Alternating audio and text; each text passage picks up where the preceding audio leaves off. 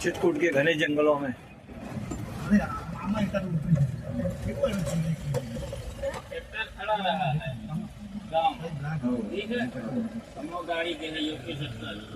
जीवोत्थान सेवा समिति धर्म दर्शन के माध्यम से हनुमान धारा में जाते हुए बेहद जंगलों में जो संत महात्मा बैठे हैं उनके भी दर्शन आपको ये देखिए पहाड़ों के बीच में जा रहे हैं चक्कर काटते हुए।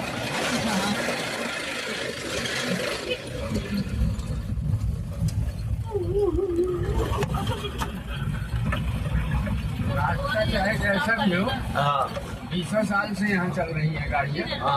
सब बजरंग बली की कृपा रहती है। बस जगह ही आपने सही सिटी वाले नहीं चला पाएंगे मैं देख लिया सिटी वाले